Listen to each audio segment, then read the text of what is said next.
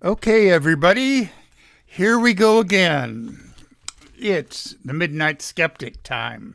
Okay, here's the play-in music.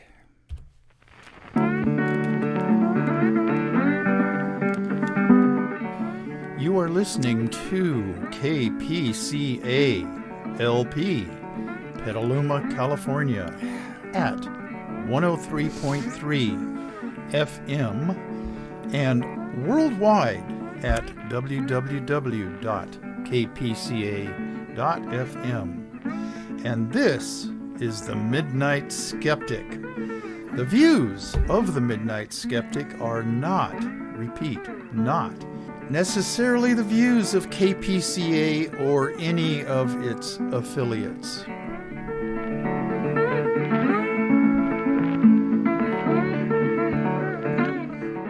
Okay, this is the show number 133 of the Midnight Skeptic. This will be broadcast on Sunday night, 9 p.m. on the 27th of this month. Okay, today I'm recording this on Wednesday, the 23rd, okay? I'd like to teach the world to sing in perfect harmony, to be woke, woke, woke, and loving everyone.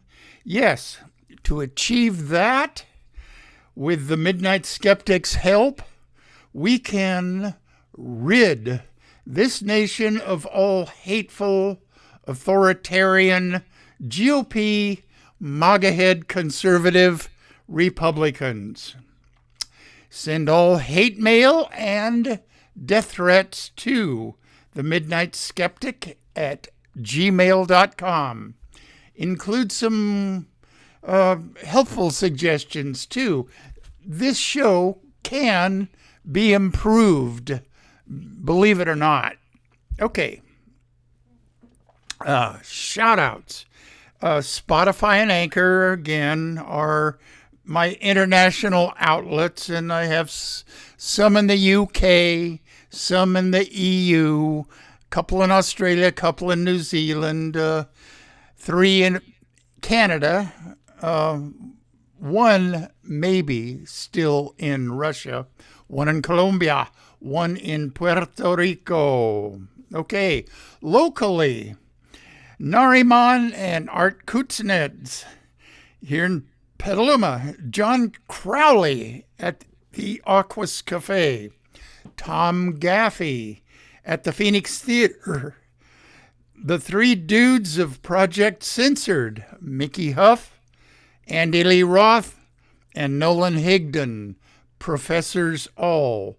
Go to their website, projectcensored.com, and sign up for their newsletter. It's a quite interesting publication. Every year they come out with a new book. The one that's currently available is The State of the Free Press, 2023. Probably all the signed copies are long gone, but get one anyway. All right. Dave and Rosita, Kevin and Lori, Tom and Nancy, Rich and Kathy, Tim Conrad, Dennis and Megan down in Tiburon. In San Francisco, Yvonne and Rick, Stan and Kathy in Pacifica, along with Susan, who is quite the lefty, I understand. In L.A., Jackie Kolar, plus her 2 daughters. In Arizona, my brother Brandon and his wife Mina, their daughter Andrea, who is my niece. She's a nurse down there. Take care of yourself, Andrea. COVID is coming back. And then her husband Tim and their 3 kids. Karina Hilliard down in Patagonia, the animal control officer. In Arkansas, Shannon Reed. And in Florida, Nelson and Alice. And Amelia Beamer. She is on YouTube now. representing Locus magazine, and they are over here in Oakland. And it's a magazine of the three genres: science fiction, fantasy, horror. And she tells you about the current books, the state of publication of them. And go to YouTube and type in Locus and Amelia, and you'll see her. Okay, Sonora, Robert and Colleen, Bob and Sandy, their two children, Martha and Brad, Dara Larson, Judy May Leonidas, Kathy Francis, Lynn Quayle, John Gleason and his two daughters, and then all the way down in Mexico City, Rosie Lopez Negrete. Okay. Now, that's out of the way. Now the meat of the show. Okay. Tonight, this day that I'm recording this, there's going to be a so-called debate.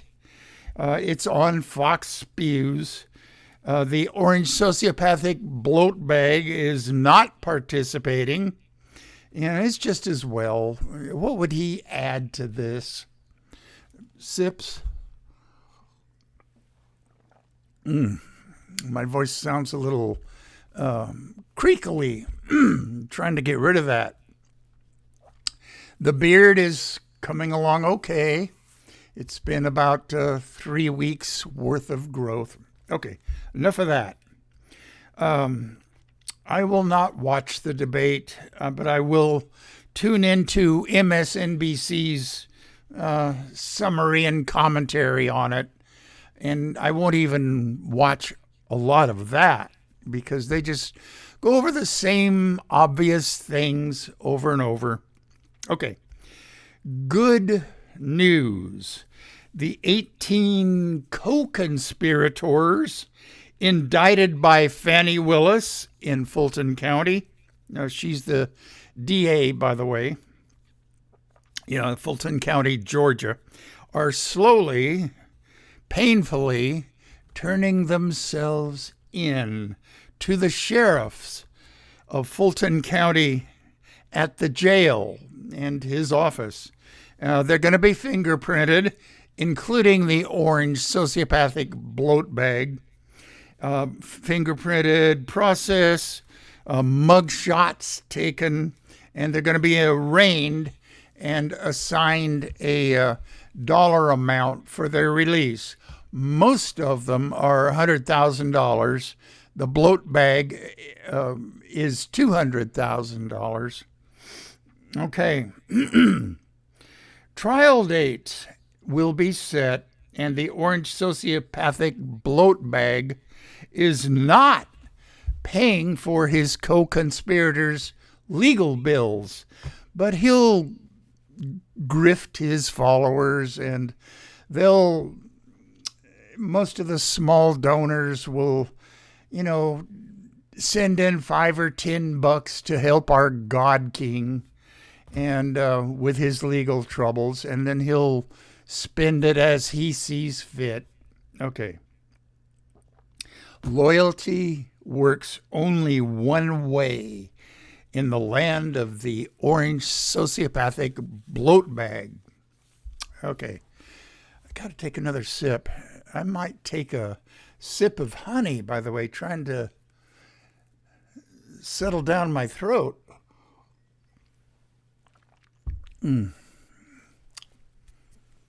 Honey.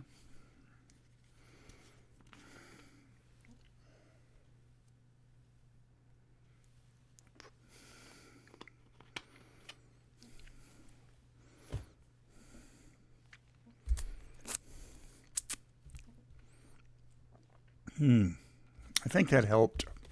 Okay. Holistic medicine. All right. Bad, sickening news. Mara Gay, a New York Times columnist, recently wrote an article shortly after the Supreme Court of the United States Dobbs decision overturning Roe v. Wade, the headline was "The Republican War on Sex." She wrote, quote, "One day I hope to become a mother, but for now I have sex just because I like it. Sex is fun," unquote.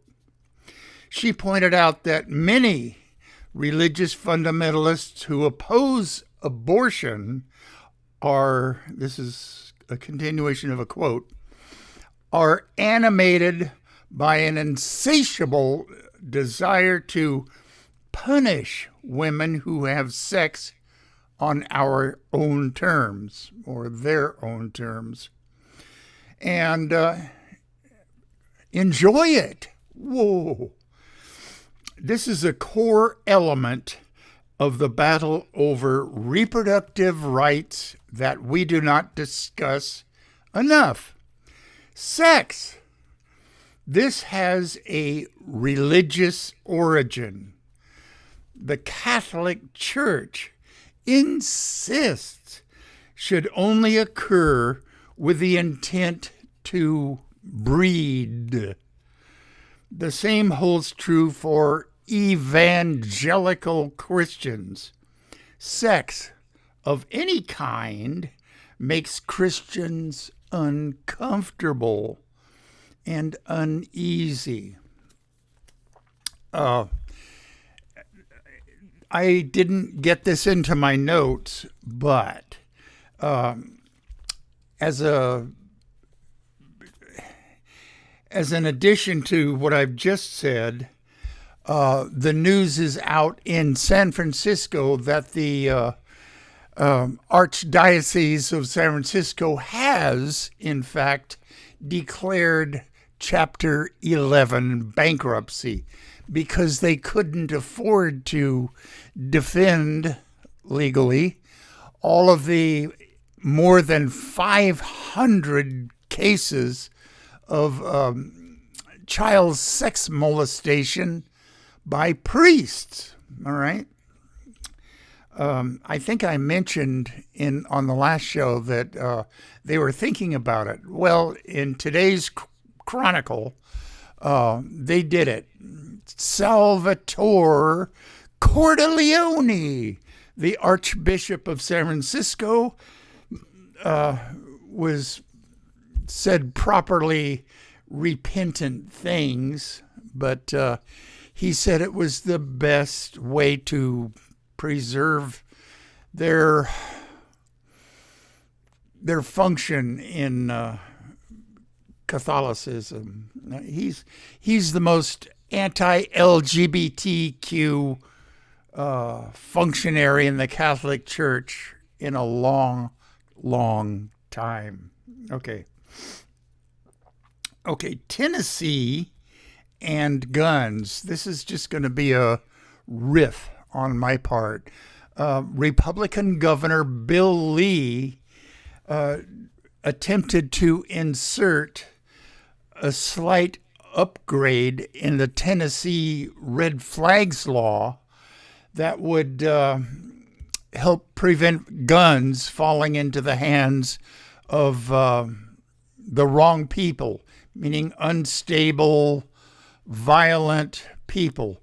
Well, the NRA and the gun nuts in Tennessee were in a tizzy about this, and this addition to the red flag laws in Tennessee got no support from Republicans. So there you go. And Tennessee is the 12th most gun death state in the United States. All right, enough of that. Bad news, but maybe good news, depending on how you look at it. An article in RNS, which is Religion News Service. And this is an article written by Andrew Whitehead. And it was on August 18th, which is 5 days ago of this year. Okay. And this is a quote from his article. Growing up in a primarily white, conservative Christian community, I repeatedly heard warnings about what would destroy our Christian faith and the United States with it. Okay, and these are the things that pastors and preacher men always mentioned. Okay, feminism, divorce, homosexuality, secularism, and non-Christian faiths. Ooh. The quote goes on after a bit, quote, but what if the greatest danger to Christianity in the United States is not any of these forces? What if it's Christian nationalism? And he goes on. This is actually a good article about why he believes Christian nationalism is the greater danger now. Okay. Power, control, domination, fear, and violence. Those were the tenets of Christian nationalism. And of course, Christians won't ever admit that. We are followers of Jesus. Turn the other cheek. Well, that's BS. They want power in this country, and they're trying to gain power by insinuating them and their beliefs into the Republican Party as it is now constituted, with all their hate and fear and anti-LGBTQ feelings and book burnings and infiltrating school boards. That's Christian nationalism. It should be stamped out just like, the neo-Nazis. They're about the same. Okay, bad news. New topic. House of Representatives Bill 4368 in our country, a federal appropriations bill. In addition to the other appropriations, it would bar the Food and Drug Administration enforcement of the Food, Drug, and Cosmetic Act against homeopathy. Okay. And against homeopathic drugs. The homeopathic pharmacopoeia assures, quote, standards, quality, and purity, unquote, of homeopathic drugs. Now, I'm going to be mentioning homeopathy a little bit later in this show. It's a quack medical practice, and I will go into it a little bit more when there's about 3 or 4 topics that I want to cover before I get back to it. Okay, bad news. Pennsylvania state data links fracking, and that's the forcing chemicalized water down into oil wells to force up more oil into the oil wells. Okay. I'm off my notes. Okay. Links fracking to childhood cancer.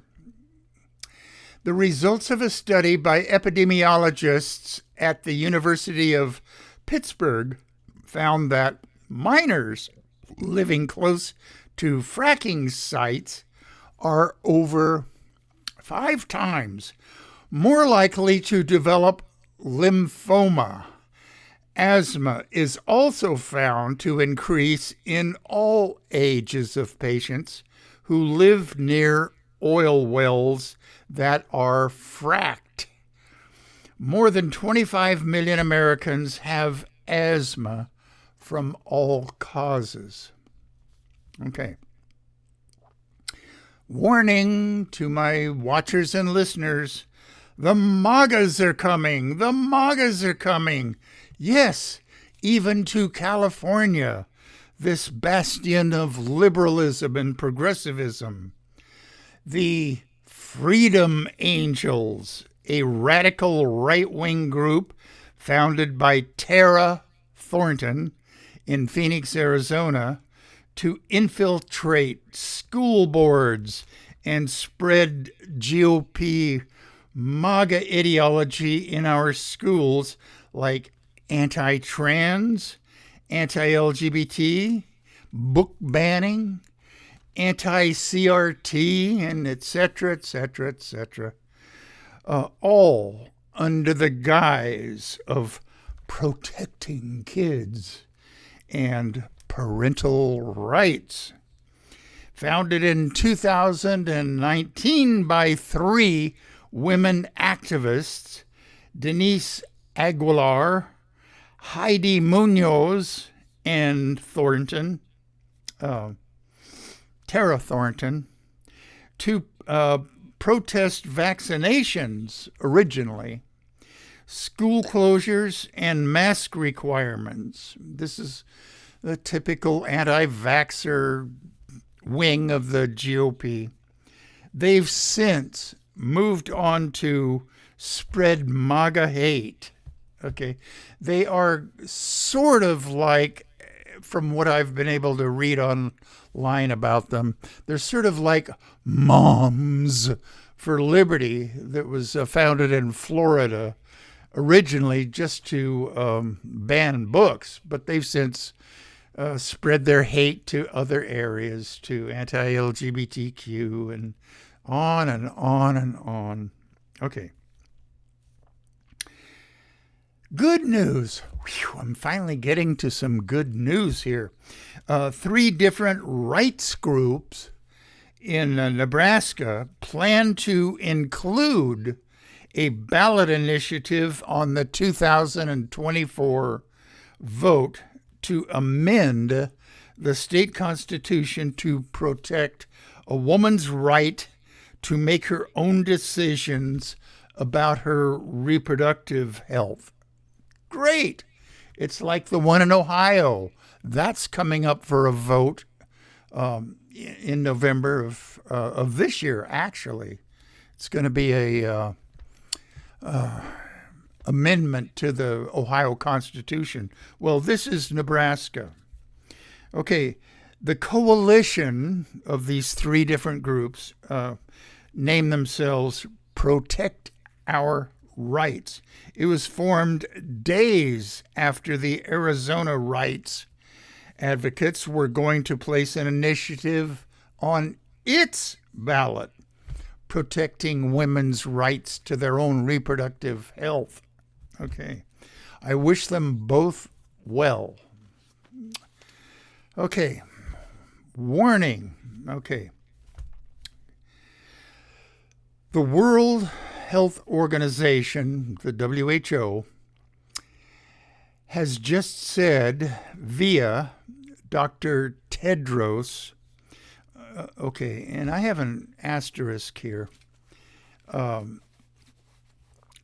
Tedros Adhanom Ghebreyesus. He's the Director General of the World Health Organization. He was elected to that position in May of 2017. He's from Ethiopia, went to medical school originally in the Eritrean town of Asmara, University of Asmara, but he was medically trained further in England. So He's no dummy, but I think he's a bit misguided in what he has said here. Okay. Okay, the World Health Organization has just said via Dr. Tedros, quote, for millions of people, traditional medicine is often the first stop for health, or first step, same thing. Okay, and underneath that quote were these medical practices: acupuncture, Ayurvedic medicine, herbal medicine, homeopathy, naturopathy, osteopathy, traditional Chinese medicine, TCM, Unami medicine. Okay. Now, I am not going to devote a lot of time explaining each of these scientifically unsupported medical practices, but just like 2 or 3 sentences. Okay, acupuncture. Thin needles inserted into the body at supposed meridians. I don't know who came up with those. And acupuncture points along those meridians. But the points in which these needles are inserted, they vary depending on which country's acupuncture you follow, or which practitioner's country he comes from.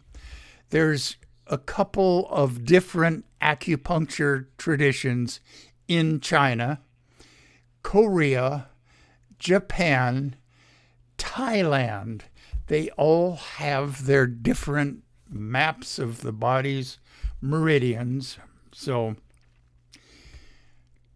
don't go to an acupuncturist for anything, even ones that only claim to alleviate pain, which might be a reasonable claim. But most acupuncturists expand their claims to curing other conditions. Just don't. Go to a real doctor. Okay. Ayurvedic medicine is an ancient, quote unquote, Indian health system that includes yoga, massage, acupuncture. I was not aware that there was an acupuncture tradition in India. Okay, I guess there is. Herbal medicine. Okay, you ready for this? Therapeutic vomiting and bloodletting. None of this is scientifically proven to be effective. Okay, massage is always good as long as they keep it to relaxing your muscles and making you relaxed. That's always good. Okay, herbal medicine, dietary supplements, tablets, capsules, powders, teas, extracts, and dried plants. None of them, well, herbal medicine is not Food and Drug Administration regulated. And some of these herbal products work to what they claim they do work on. However, the number of clinical trials that some of these herbs and powders and teas have gone through they're very few and very few and far between. Okay. Homeopathy. Okay, that's the worst of the worst here. Okay, it was invented essentially in 1810 by Samuel Hahnemann in Germany. And his book, his magnum opus, is, quote, the organon.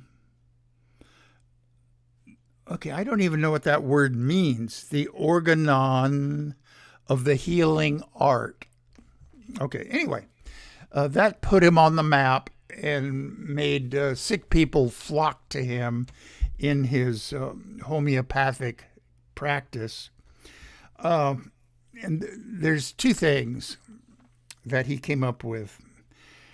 Like cures like. That means if he can find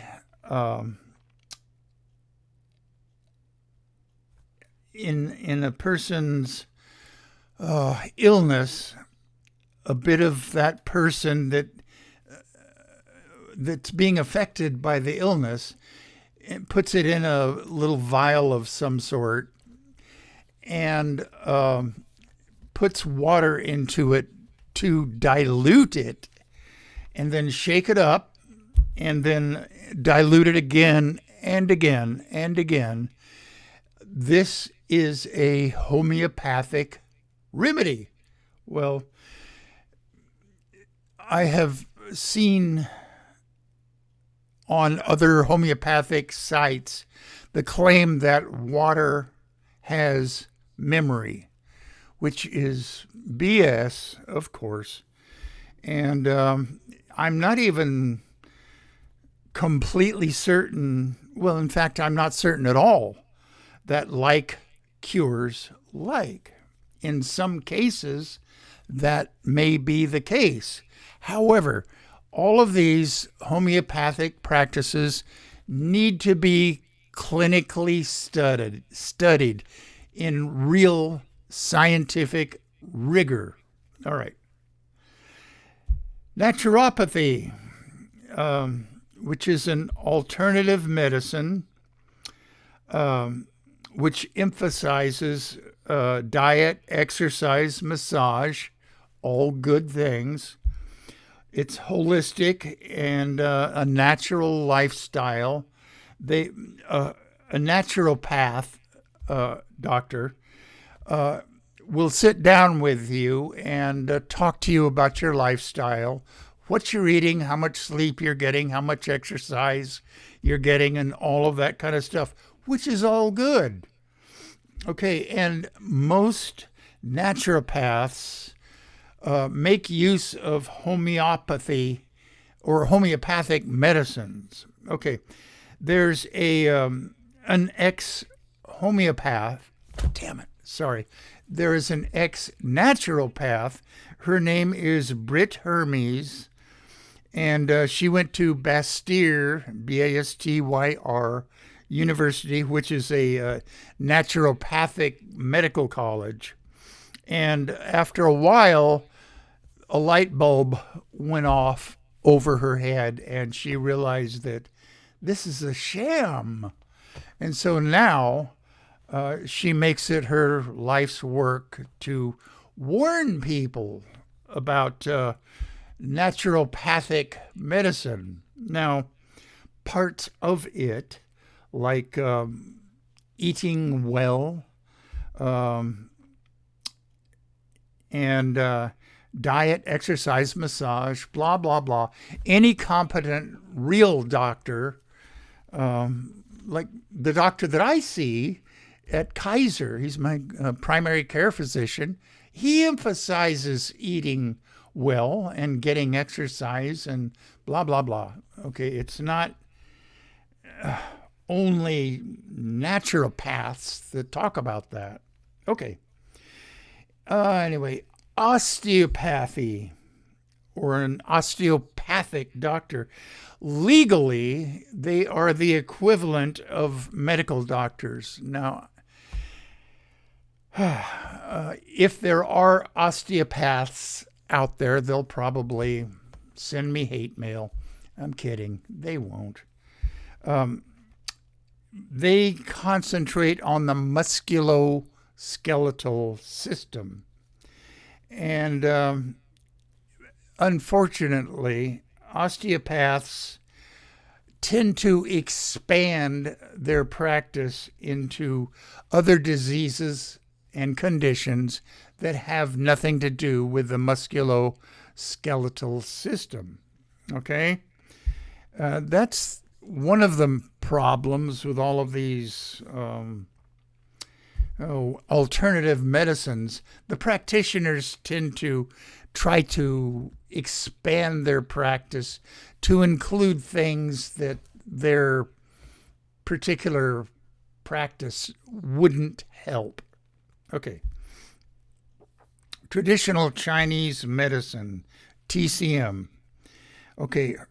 Herbal medicines, acupuncture, massage, exercise, which is Qigong. I think that's how you pronounce it. Qigong. It's exercise is good. In Chinese areas of San Francisco, you'll see a group of people out there going through these motions and almost dance moves. That's great. Great. And diet. Okay. Some herbs in traditional Chinese medicine have been clinically tested, and some of those have shown to be effective for certain conditions. Others have been shown to be worthless. You know, I don't know for sure the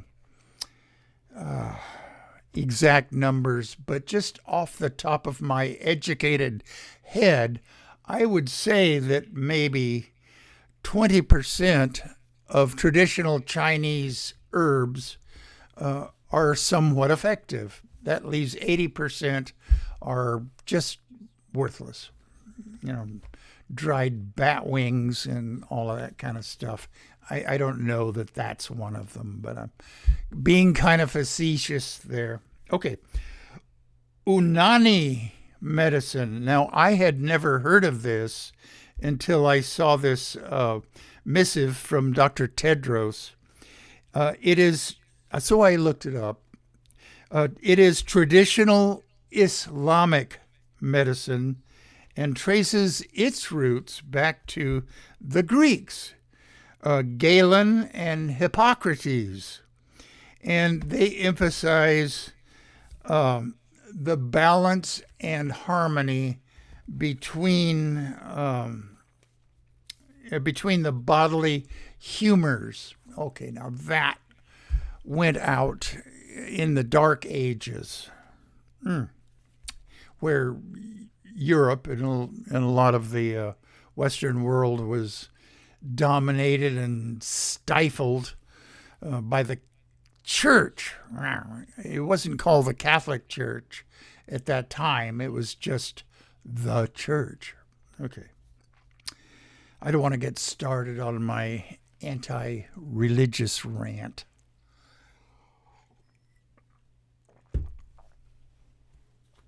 Okay. It's a continuation of this under a bad news heading. The World Health Organization has convened its first summit for traditional medicine, a 2-day meeting co-hosted by the government of India. It began on August 17th. That was about a week ago, Thursday. Shyama Kuruvilla, Kuruvilla, and he is the World Health Organization lead for the Global Center for Traditional Medicine. And it's based in Geneva, Switzerland. And he says the organization needs to explore how to understand scientifically how to use them, meaning traditional medicines, effectively. Well, they should be explored. And if you're honest, WHO, then you'll accept the debunking alongside the ones that are effective. You know, accept that traditional and medicines and health practices are not always, in fact, mostly effective. All right? I can kind of understand where they're coming from, but I disagree with it. Western medicine, as seen by a lot of areas of the world, as a relic of colonialism. And especially in India, they want their ancient, which is not the same as effective, practices used to is kind of a rebellion against Western ideas, okay, which is childish, and they're doing it for spite. But I can kind of grasp why they're doing it. Okay, now Edzard Ernst, capital Edzard, capital Ernst. He's a professor, and he studies complementary medicine researcher at Exeter University in the UK. And he says, quote, "I fear that this meeting," meaning the Summit for Traditional Medicine, "I fear that this meeting will result in the often before voiced platitudes and wishful thinking." Here, here. Okay. Okay, here's some real bad news, and I'm sorry to have to talk about this, but it is on all the news broadcasts. An anti-LGBTQ MAGA GOPer shot and killed a lady named Laura Ann Carelton on Friday, August 18th, because the gunman objected to her having a rainbow flag displayed at her clothing store in Cedar Glen, San Bernardino County. Now, she leaves behind a husband and 9 children. Now, they had a blended family. I don't know how many were hers, how many were his, but she was an advocate for LGBTQ rights. San Bernardino County is, for California, a bastion of MAGA hate. Now, school boards are being infiltrated by the MAGA haters, and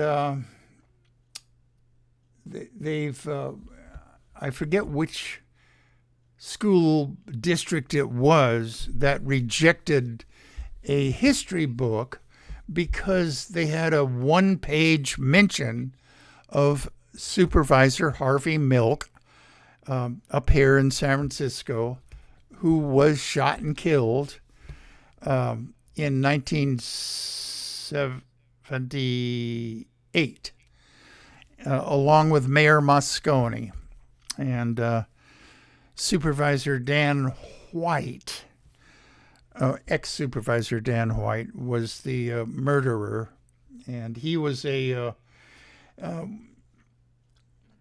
undoubtedly, he was an old-school Republican concerned with manhood and faggots shouldn't be around. Okay, all of that kind of stuff. This is too far back for me to call them a a MAGA head, but if he were living now, he would certainly be one of them. Another sip.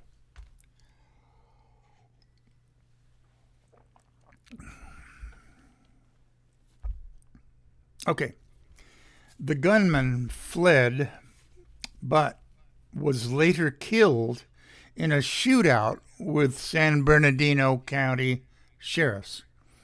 Ms. Carelton's daughter, Ari, who's 28, and her husband both said Mrs. Carlton preached, quote, love, acceptance, and equality. In short, she was woke.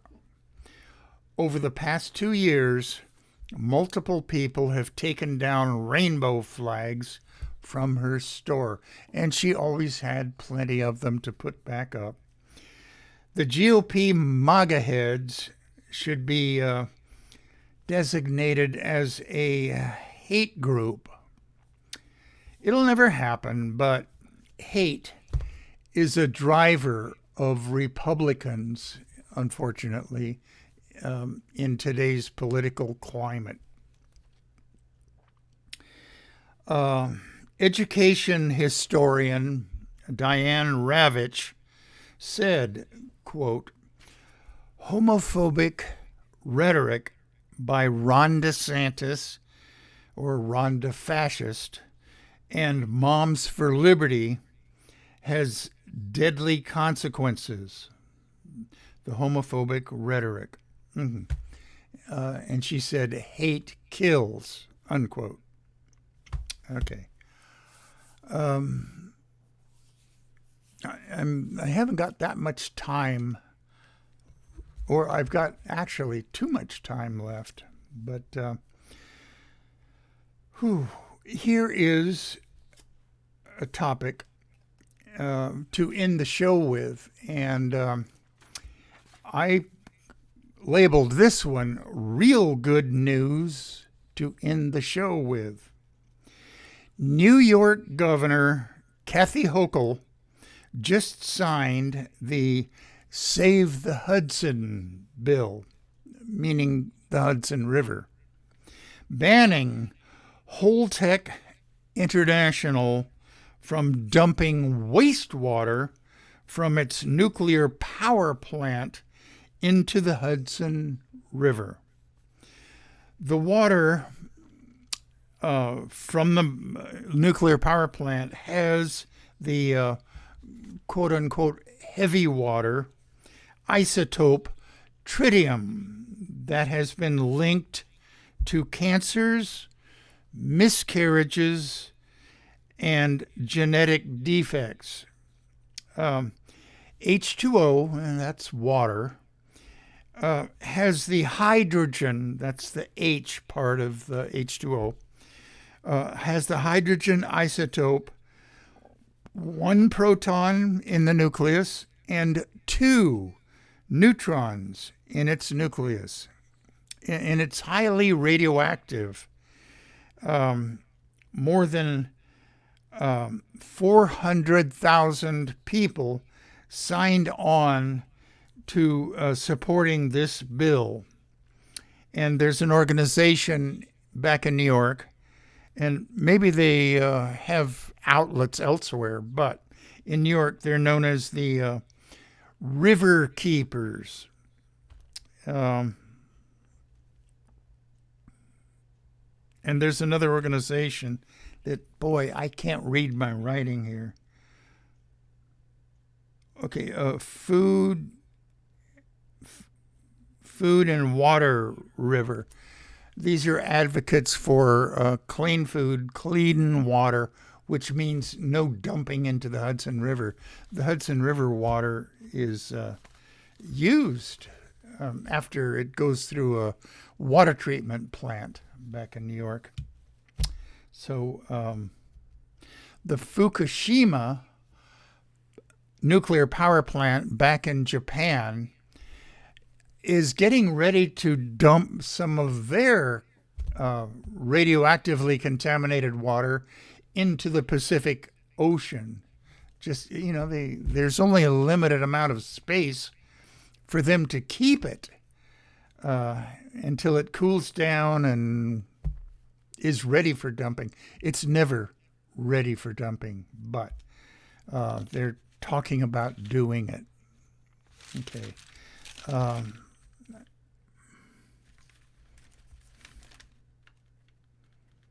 Okay. This was from last week. Okay, and I labeled this good news. Youths in this country are becoming more and more liberal and progressive, and dare I say, woke.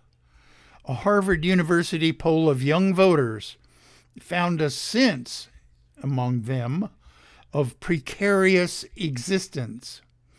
And they're talking about an age group 18 to 29.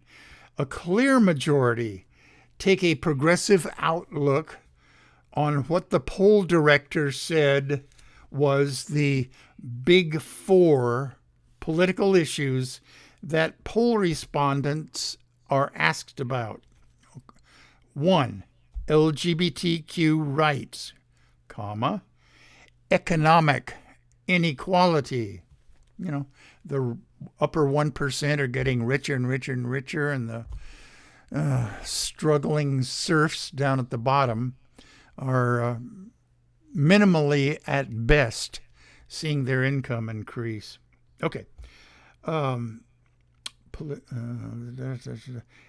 Climate action is another one of the big four that youths are concerned about. And gun violence. Hello, Tennessee. Hello, Texas. Hello, NRA.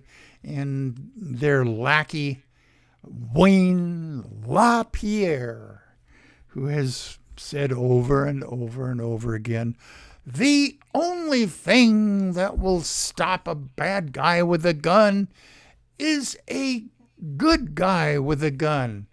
Well, I have some statistics that say that that's a bogus argument. And I don't have enough time in this show to dredge it out. So maybe next show. Speaking of next show, I'm going to be on another hiatus after the next show. Okay, well, this is, I will probably record it maybe on Wednesday the 30th or Thursday the 31st, and it will be broadcast on Sunday the 3rd. And that will be it for probably a month to a month and a half. I am going down to University of California, San Diego Medical Center for an operation on my lungs. I have emboli in them that need to be removed. So it's going to be done. So next week will be my last show for a month to a month and a half, whatever it is. So on that note, I will play the out music.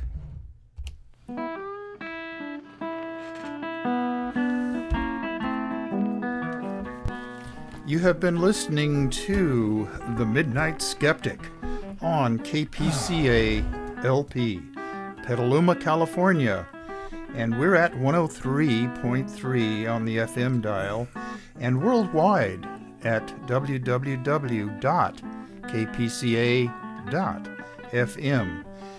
Support community radio at patreon.com/Petaluma Community Access. And remember, think critically, think logically, but live joyously, and most importantly, pet your cats.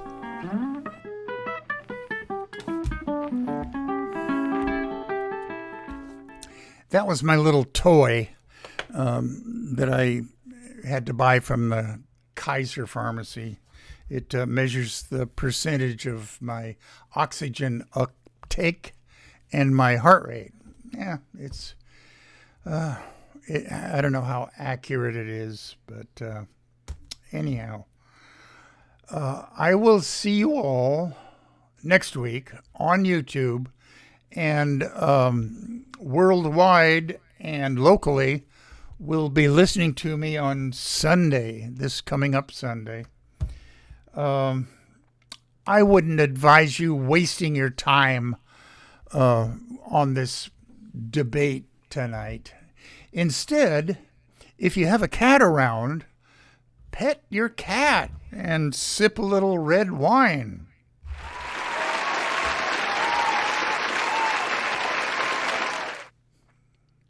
So, I have about 2 minutes left, and I think I will end it here. So I will see you guys next week.